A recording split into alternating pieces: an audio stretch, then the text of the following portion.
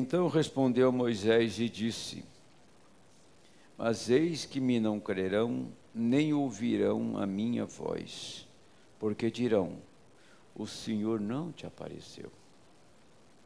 E o Senhor disse-lhe: que é isto na tua mão? Ele disse: uma vara. Ele disse: lança-a na terra. Ele a lançou na terra e tornou-se em cobra. E Moisés fugia dela. Então disse o Senhor a Moisés: estende a mão e pega-lhe pela cauda. Estendeu a mão e pegou-lhe pela cauda, e tornou-se em vara na sua mão. Para que creiam que te apareceu o Senhor, o Deus de seus pais, o Deus de Abraão, o Deus de Isaque e o Deus de Jacó. E disse-lhe mais o Senhor: mete agora a mão no peito. E, tirando-a, eis que a sua mão estava leprosa, branca como a neve. E disse: torna a meter a mão no peito. E tornou a meter a mão no peito. Depois tirou-a do peito. Eis que se tornara como a sua outra carne. E acontecerá que, se eles te não crerem, nem ouvirem a voz do primeiro sinal, crerão a voz do derradeiro sinal. Querido Senhor, ajuda-nos nesta noite, neste momento que nós abrimos a palavra e queremos meditar neste tão importante e grande assunto que passa desde o Gênesis até o Apocalipse. A mão leprosa de Moisés tem um grande significado. Aquela vara, ela abriu o Mar Vermelho. Aquela vara que Moisés tinha na mão, que tornou uma serpente, e depois tornou-se a vara de novo, quando tomou-a pela cauda. Aquela vara abriu o mar. Aquela vara trouxe 10 pragas sobre o Egito de Faraó. Aquela vara representava o ministério de Moisés, e Moisés passou aquela vara para o seu irmão, tornou-se uma vara sacerdotal, e quando aquela vara foi colocada no lugar santíssimo, ela reverdeceu. Isso significa que era uma vara que não tinha nenhuma vida, mas quando entrou no Santíssimo, na presença do Senhor, aquela vara reverdeceu. Assim está, Senhor, diante de nós, a ressurreição de Cristo. Assim que nós recebemos o Espírito Santo e nós entramos no lugar santíssimo, então esta vara seca torna-se verde, refloresce, esta vara ressuscita. Por isso, Pai, que é extremamente importante receber o Espírito Santo. E quando recebemos o Espírito Santo, nós despedimos da velha natureza, despedimos do velho homem, despedimos dos horrores que nos cercaram, despedimos, Senhor, dos nossos maus hábitos, das nossas maneiras pecaminosas, bruscas e insensatas. Mas quando recebemos o Espírito Santo, nós tornamos-nos responsáveis pela causa do Senhor, tornamos parte desta causa. Quando nós recebemos o Espírito Santo, ó Senhor, nós nos tornamos participantes do seu reino aqui na terra. Oramos, Senhor Deus, pedimos, Senhor, nos ajude e nos abençoe, enquanto vamos discorrer esse assunto, para termos depois um tempo de oração. no nome do Senhor Jesus Cristo. Amém. Pode sentar, amados. Primeiro, quero fazer alguns pequenos comentários e depois ler o que o profeta disse a respeito do que nós estamos abordando. O ladrão da cruz, ele estava exatamente do lado direito da cruz. E olhando de frente, ele se tornava o nosso lado esquerdo. Como eu estou aqui, nesta noite, nessa plataforma, quem olha para mim, se tivesse alguém do meu lado aqui, direito, tá? Mas para você estaria do outro lado. Então, o lado que corresponde o esquerdo, depende da posição que está olhando, que corresponde ao lado direito. Por quê? Estou dizendo isso. Porque o irmão Branham, quando ele pegava na mão da pessoa, ele pegava com a mão esquerda, na mão direita. Então, era a mão do lado do coração do irmão Branham, que pegava na mão direita da pessoa, para revelar o que estava oculto dentro dela, por que ela estava doente. Então, isso faz a gente entender que o ladrão estava do lado esquerdo da cruz. É isso que eu disse? Do lado esquerdo da cruz, porque do lado do coração de Cristo, que corresponde ao seu lado, olhando direito. Isto é isso. Agora tomei a posição correta. E quando Moisés, ele colocou a mão no seio, ele olhou para a sua mão, quando Deus diz, põe a mão no seio, Moisés. Moisés viu a mão dele sem pecado, uma mão limpa. Nos olhos de Moisés, era uma mão limpa. Aos olhos das pessoas, elas são limpas. No nosso conceito, no nosso entendimento, na nossa própria justiça, nós nos sentimos limpos. Mas ao aproximar de Deus, e você vai se aproximando do Senhor, você vai amadurecendo, você vai se tornando impuro, indigno. Por quê? Quanto mais perto de Deus, mais indignos nós nos tornamos. E quando Moisés colocou a sua mão, então, Moisés não pôs a mão esquerda no seio, porque o coração de Moisés, eu creio que é a mesma posição de todos. Ninguém nasceu até hoje com o coração direito, ou seria um defeito genético, né? Mas ele colocou a mão direita em cima do coração dele. E o coração de Moisés agora estava representando o coração de Cristo. Quando ele pôs em cima do seu coração, que aquele coração representava Cristo, na presença de Cristo, sua mão saiu leprosa.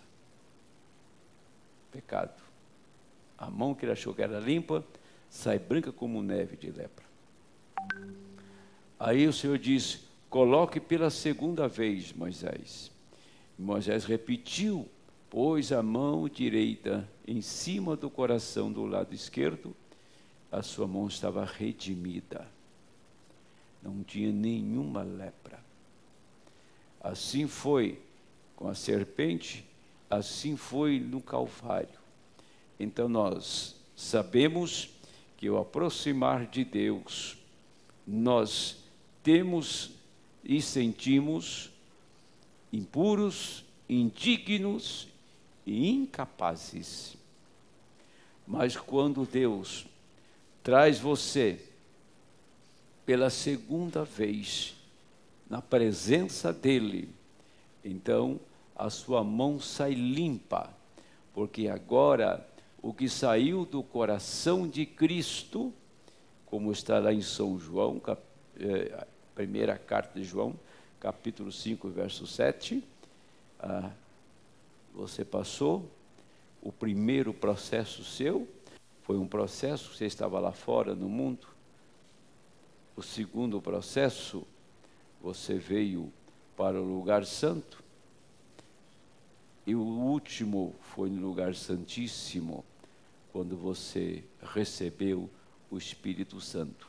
Então, quando nós chegamos na presença de Deus, você chega na presença de Deus, você nem sabe que tem pecado, você nem sabe o que aquilo significa, o mal que aquilo traz para a sua alma, você não tem noção daquilo. Isso é quem está lá fora. Mas quando ele vem para a presença de Deus e passa pelo processo de justificação, ele entra para a santificação. Então ele vai sentir o quanto ele era pecaminoso.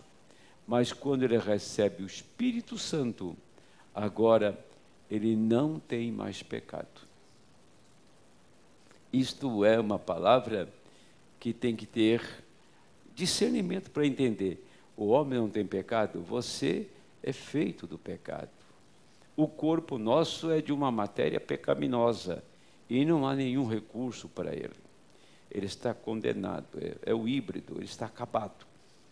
Mas quando você recebe o Espírito Santo, não tem mais pecado em sua alma. O pecado se foi, você não é mais um pecador.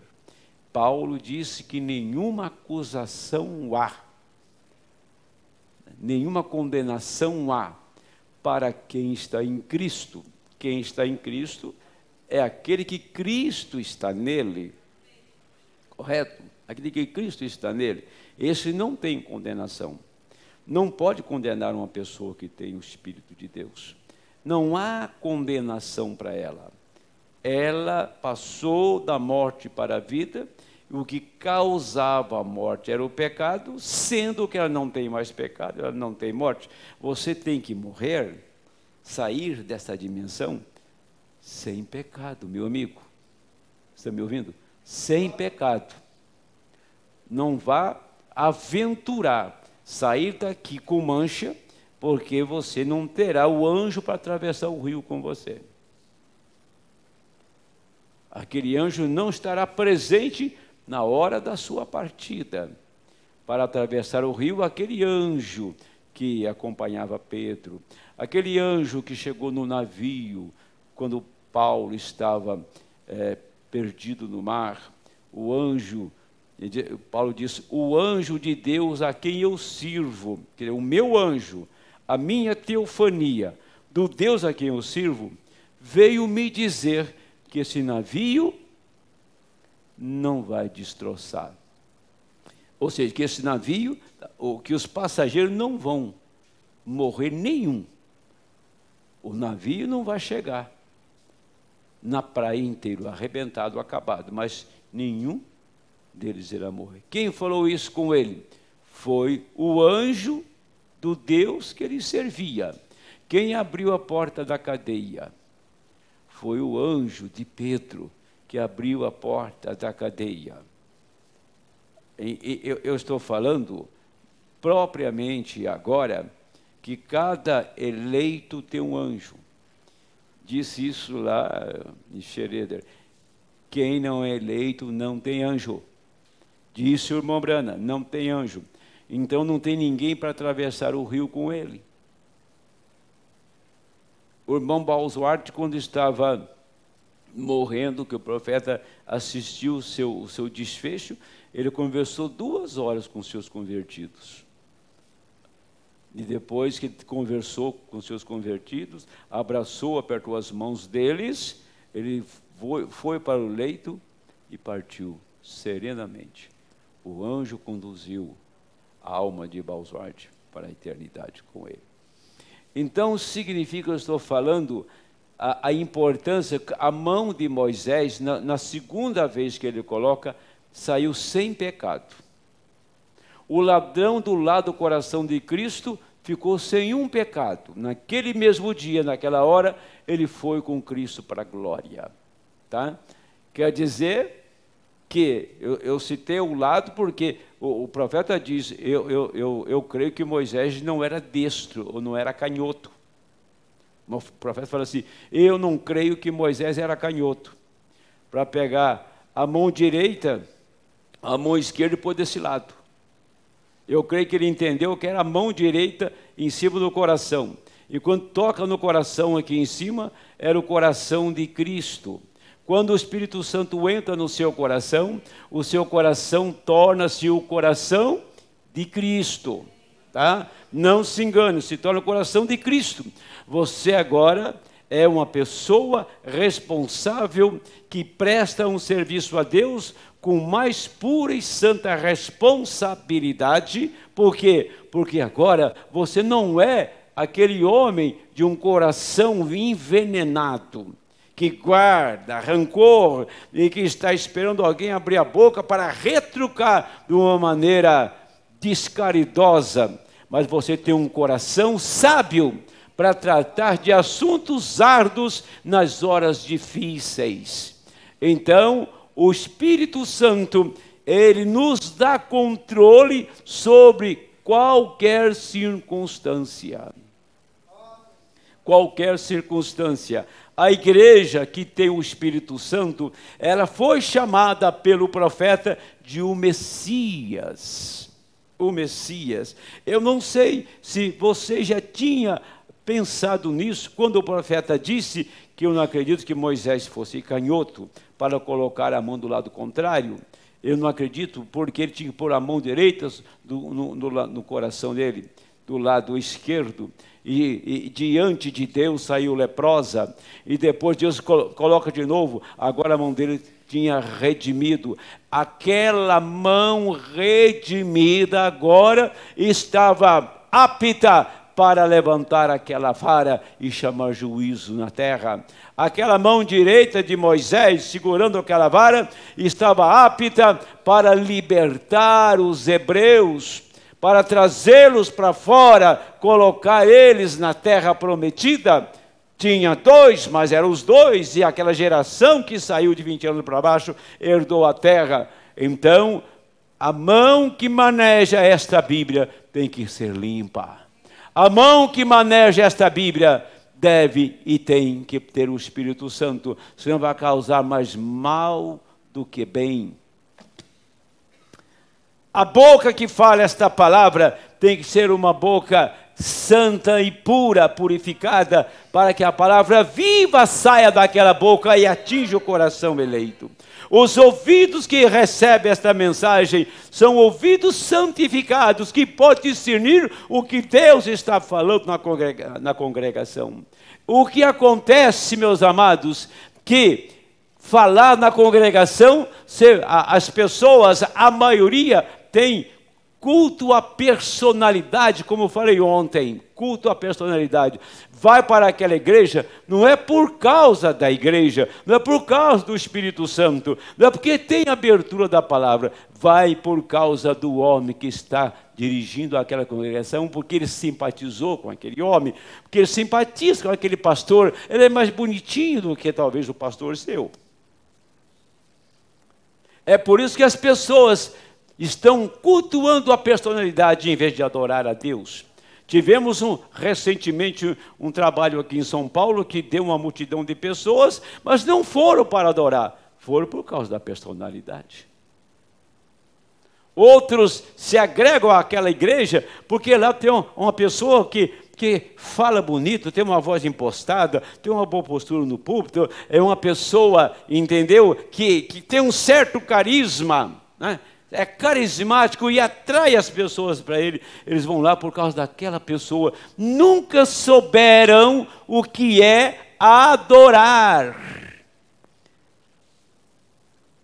Dwight Moody tinha uma voz horrível, fanhoso. Beleza passou muito longe dele quando ele nasceu. E o jornalista escreveu: eu não sei o que esse povo vai ver, nessas grandes reuniões de Dwight Moody, porque ele é um homem feio. Quando fala fica pior, porque a voz dele é fanhosa. E tem mais ainda. Além de ser fanhoso, a gramática dele é um fracasso. A gramática dele é horrível. Ele leu no jornal. Olhou assim, disse o profeta que ele leu o jornal e fez assim: o povo não veio me ver. O povo não veio me ver. O povo veio ver a Cristo. Qualquer ministro que é saudável, que tem o Espírito Santo, ele se esforça para o povo ver a Cristo na congregação.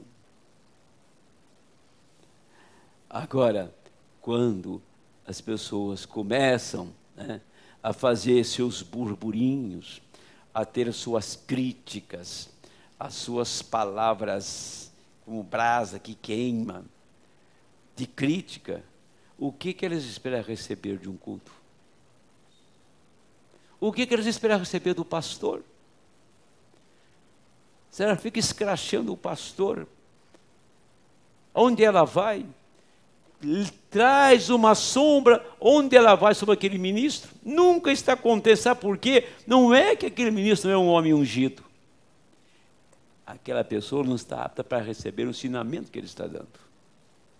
Se torna um crítico, se torna uma pessoa inconveniente, e quando fala, é o pastor dele.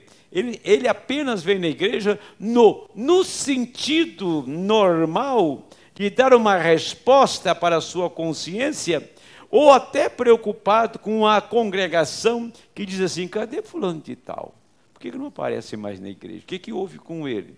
Ele está preocupado com a sua reputação. Ele não está preocupado em ser um adorador. Não é que ele faça aquilo intencional. Ele faz aquilo por não ter o Espírito de Deus, por não ter sido ainda coberto pelo sangue, porque a mão de Moisés, Deus tornou aquele coração como o coração dele para limpar aquela mão. Coloque a sua mão, olha como você é pecaminoso, põe agora, você está limpo. Você chega sujo diante de Deus, carregando uma bagagem pecaminosa que você jamais pensou na história da sua vida. Mas quando você chega na presença de Cristo, Ele te limpa. E quando você está limpo, você olha para trás, para os dias passados, você vê: que vergonha! Como que eu podia fazer aquilo? O meu comportamento tão estranho. Aí você começa a se estranhar com a vida passada. Meu amigo, quando você não tem vergonha do seu passado, você não se converteu ainda. Quando você não chora, quando você vai orar, qualquer cristão vai orar, ele entra na presença de Deus e vê a bondade de Deus acolhendo a sua oração. E ele fala: meu Deus, como fui sujo, como andei nas trevas. Aqui ele traz um peso dentro dele, de gratidão, por estar livre. Traz um peso de gratidão, por ser uma pessoa liberta.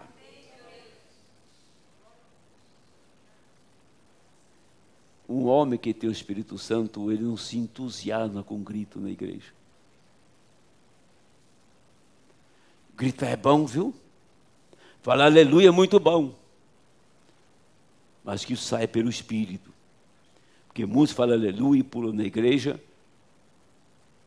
só que não está pulando a altura da sua vida. O profeta diz: não pule mais alto do que a vida que você vive. E também não estou de acordo com as pessoas do silêncio. As pessoas do silêncio. As pessoas indiferentes. porque o sermão de hoje não está me agradando. O sermão de hoje, não vou dar muita atenção não, porque não está falando das coisas que me favorecem.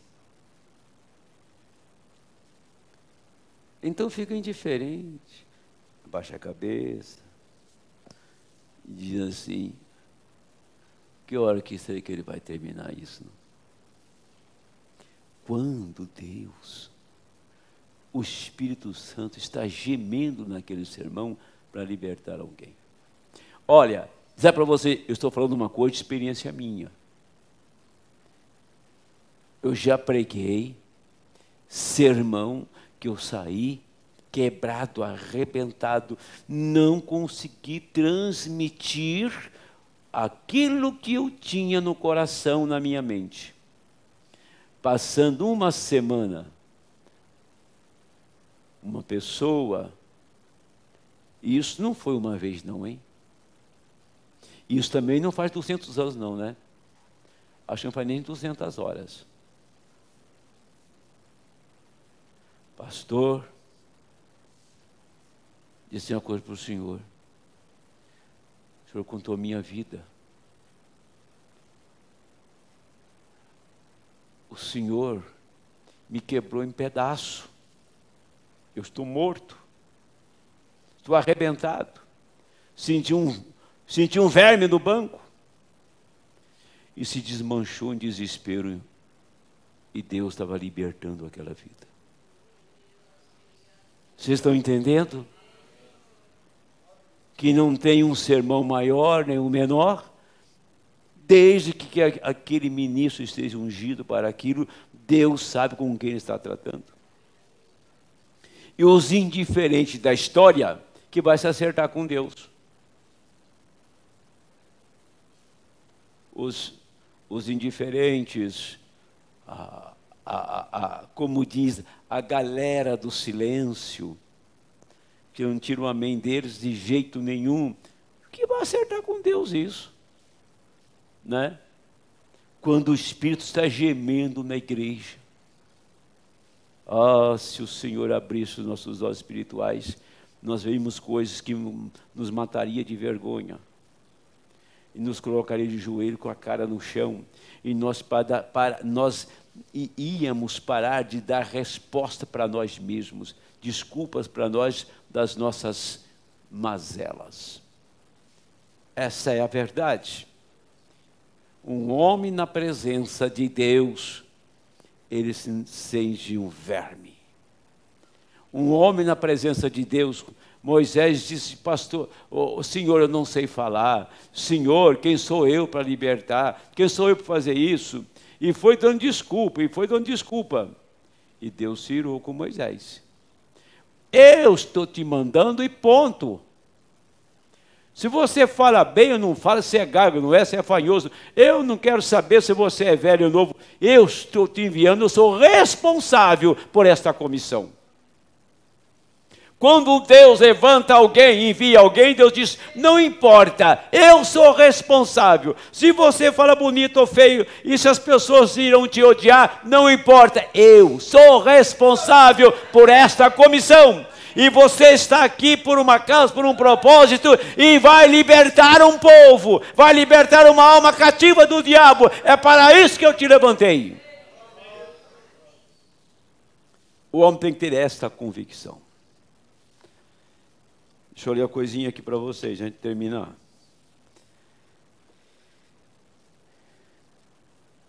Ele disse assim, o profeta disse, é um longo texto, eu vou reduzir mais da metade. Veja, cada um tinha sua própria interpretação. Uma coisa que eu li hoje, eu fiquei impressionado, está aqui. O irmão Brando fala assim, olha, quando os magos chegaram em Jerusalém e perguntaram aonde estava o rei que havia nascido, eles foram lá, a Bíblia diz, eles foram lá na profecia de Miqueias. Eles não foram na profecia de Isaías, capítulo 7, e nem Isaías 9. Foram em Miqueias, porque Isaías disse que uma virgem ia conceber, mas não falou de onde era. Falou que o menino, uma criança, seria Deus, Pai da eternidade, que era mesmo do capítulo 7. Mas Miqueias, capítulo 5, verso 2, foi preciso. Disse: e tu, Belém, não é a menor dentre as capitais de Judá, porque de ti sairá aquele que há de apacentar o meu povo Israel. Então, está aqui, olha, o endereço está aqui. E o profeta diz que eles não entenderam a profecia. Eles não entenderam a profecia. E quando eles não entenderam a profecia, por isso que quando os anjos apareceram, não apareceram para os sacerdotes. Quando os anjos vieram dar boas-vindas para o Messias, para aquela criança que recém-nascida naquela noite, ele não foi ao sacerdote. Nós temos sacerdote na mensagem, que não aceita a abertura da palavra. Como Herodes não aceitava Cristo, mandou matar o Messias.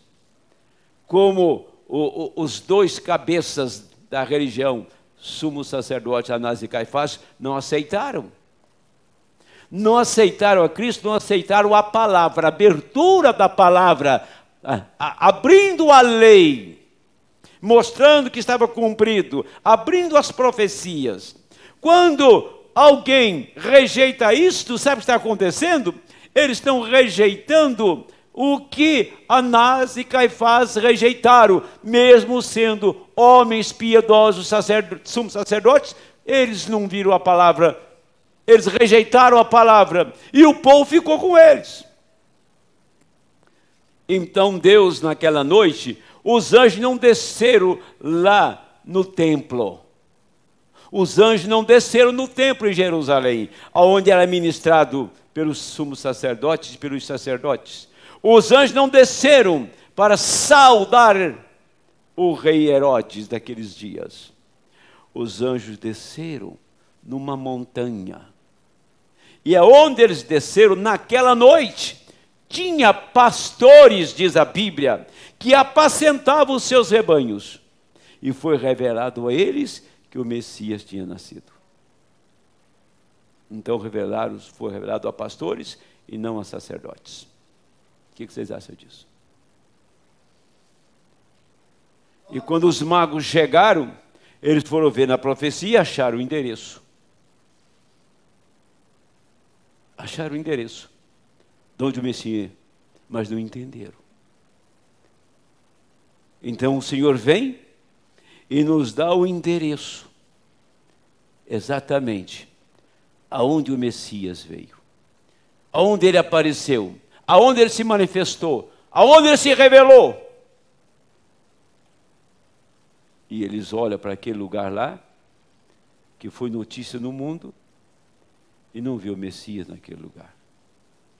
O Messias veio num lugar chamado Poente, leste, o oeste.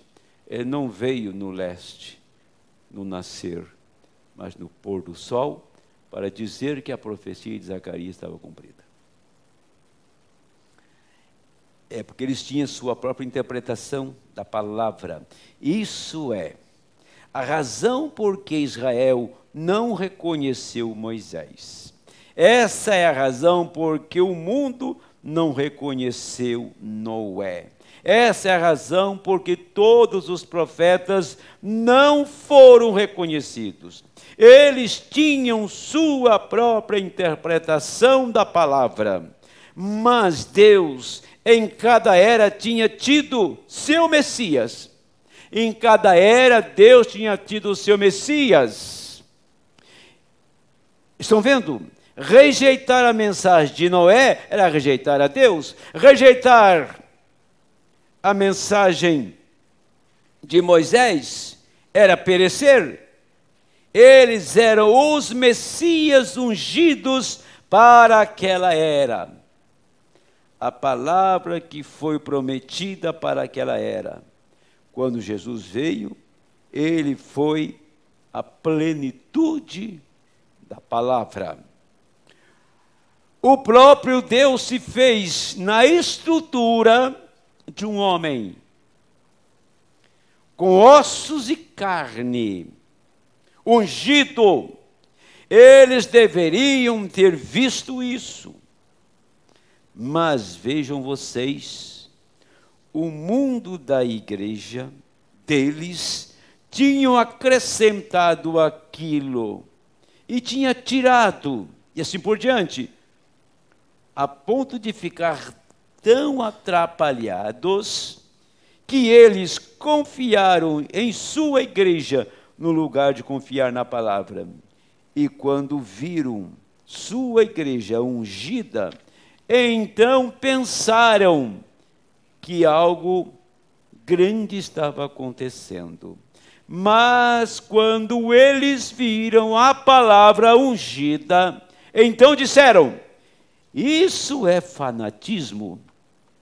Este homem é um diabo, é um Beelzebu, porque era tão contrário à igreja deles, seus credos eclesiásticos, e o que eles tinham feito. E foi dessa maneira, a cada vinda de profeta, a igreja estava tão atrapalhada. Deus enviou suas leis e lhes deu um pacto. E o sacerdote vinha e cortava e acrescentava e tirava aqui e fazia um credo disto. Então Deus levantava do nada algum homem ungido que foi criado no poder do Espírito, e ele era sempre odiado pelos sacerdotes. Onde os falsos profetas usavam suas roupas delicadas e caminhavam humildemente, suavemente entre reis e sacerdotes, para merecerem grandes nomes, coisas mais. Então, o real e verdadeiro profeta vinha do nada e de nenhuma de suas organizações. Jesus, quando ele nasceu em Belém, da Judéia, de uma família pobre, ele não tinha antecedentes como eles sabiam, apenas de uma tribo de Judá. Sua mãe e pai eram da linhagem de Davi. Eles tiveram de vir e pagar impostos. E aqui estava ele, ainda jovem ao redor, não fazendo nada, exceto dividindo as igrejas. Eles o odiavam, e eles não podiam negar que aquele homem realizava milagres. Pedro expressou isso no dia de Pentecostes e disse: Jesus de Nazaré, varão aprovado por Deus entre nós, que Deus estava com ele, e não para acrescentar sua palavra nem nada, para tornar isto um pouco mais claro. Ele foi Deus que se fez carne entre nós, Deus entre nós e Deus conosco. Dizendo, a outra noite, que Moisés, lá de pé, com a mão no peito, era Deus em Moisés. Por isso, era Deus em Moisés, com a mão no peito. Aquele coração não era do velho Moisés mais. Estão entendendo? O seu coração não pode ser o coração da pessoa que você nasceu. Esse coração tem que ser Deus. Tem que ser Deus. Porque do coração procede palavras boas e ruins. O coração é uma fonte que pode jorrar águas doces e amargas. É desse coração que pode também sair os pensamentos bons e ruins.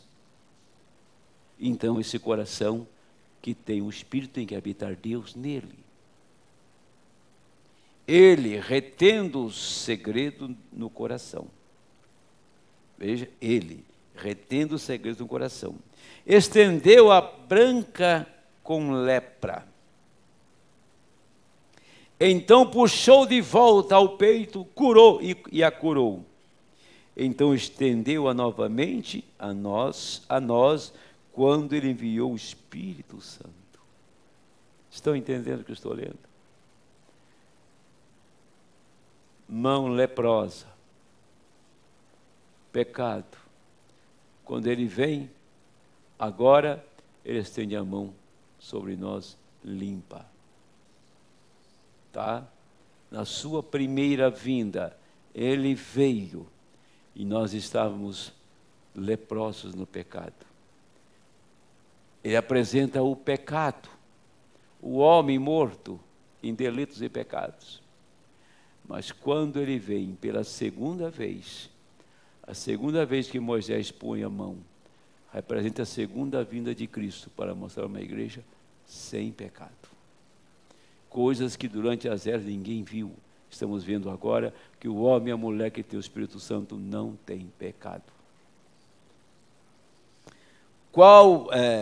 Então, assim, deixa eu voltar aqui. Curou, então estendeu novamente a nós quando ele enviou o Espírito Santo. O qual era Deus novamente, simplesmente em outra forma, no dia de Pentecostes. Era Deus em outra forma no dia de Pentecostes. E nós o rejeitamos, nós não o queremos.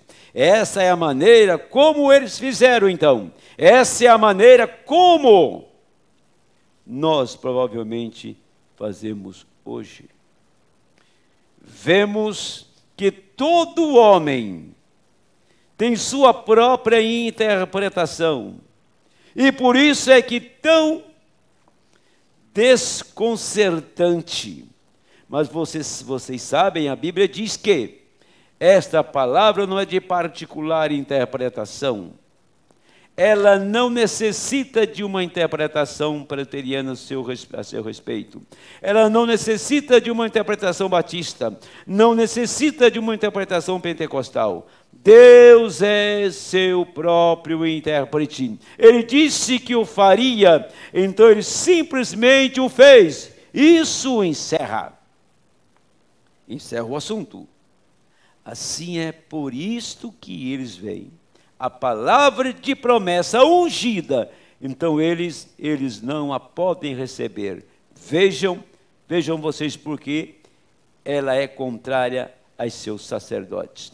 A aparência que o Messias ungido teria e o que ele faria estava longe do seu entendimento. Eu preguei uma mensagem num título estranho, né, no Sul. O oráculo de Deus, o vernáculo do céu. O oráculo é a palavra, você é o oráculo de Deus. O vernáculo é a língua de um povo, língua de uma nação. Então todo juiz, todo o advogado que defende um réu, ele tem que conhecer a língua nas suas partes mais fundamentais para fazer defesa. A língua do céu é os 7 selos, é os 7 trovões. E o oráculo é você. O oráculo é a vontade de Deus. Quando um sacerdote chegava e alguém profetizava, ele ia lá e pegava os escritos. Vê se confere. Ah, não confere. Ah, confere, isso mesmo. Esse é o oráculo que estava lá, pendurado na coluna do templo. A língua de Deus é o vernáculo nosso hoje. Pregamos estes mistérios. Os mistérios de Deus é a palavra do Senhor. Não se interpreta a nosso bel prazer, mas isso é realizado, é feito isto, como está revelado na palavra. Por isso ele disse aqui, a aparência que o Messias ungido teria, e o que ele faria estava longe do seu entendimento. Então, quando foi lido para eles das Escrituras, o que ele faria, ainda assim eles não o entenderam. Porque quando estes magos vieram da Babilônia, eles estavam meio ao nordeste de Jerusalém. Nordeste é do norte para o oeste. E olharam e viram aquela estrela, guiando na direção oeste. Eles a seguiram por 2 anos, descendo através do rio Tigre, através dos vales do Sinar, e continuaram descendo e vieram à cidade principal de todas as regiões. A maior religião de todo o mundo no templo em Jerusalém. E para lá e para cá, nas ruas, dizendo: onde está aquele? Onde está aquele que é nascido rei dos judeus? Ora, ninguém sabia nada acerca disso, ninguém. Isto até agitou o sinédrio, convocaram eruditos e disseram: leiam nas Escrituras onde o Messias vai nascer. E eles foram e apanharam a Escritura e leram em Miqueias, disse: Belém de Judá, tu não és a menor entre todos os príncipes, todas as capitais, mas de ti sairá o governador do meu povo. Vejam, ao invés de investigar, eles simplesmente o descartaram. Bem, é um monte de fanatismo. Estão vendo? É por isso que os pastores receberam a mensagem. Vou voltar à leitura. Vou terminar bem nesse ponto. O sinédrio foi lá na história, no profeta sobre o Messias, e encontrar onde ele nasceu. Mas mesmo, ele diz: mas não confere, não pode ser assim. Ele é uma coisa muito... A mãe dele nem casada é. É um filho ilegítimo. Ele veio de um ato de prostituição. Nunca entenderam o nascimento virginal. E quando ele estava fazendo isto, disse o profeta: estão vendo? É por isso que os pastores receberam a mensagem. Vejam, eles têm sua própria interpretação. Portanto, eles falham em ver a coisa real e verdadeira. Que preguei nesta noite. Que só um verdadeiro pastor dá para a sua igreja o Espírito Santo. Quem viu a abertura da palavra? Quem ouviu e viu a revelação dos 7 trovões? Quem viu esta abertura? Não a abertura lá do começo de 2003, que foi um movimento, só o homem querendo se apropriar, que tinha mais luz e que era um pregador mais sobressalente, e pelo menos uns 2 dessa nação queria ser líder do Brasil. Os 2 quebraram a cara, tá? Queriam ser líder aqui, comandar todos os pastores do Brasil. Falaram isso abertamente. Eles não sabiam o que estavam fazendo. Eles foram precipitados. São bons homens, são boas pessoas. Mas eles não entenderam o que estava acontecendo naquela hora, naquele momento. Agora vem o profeta dizendo que nessa mensagem: quem dizer ser este? 1965.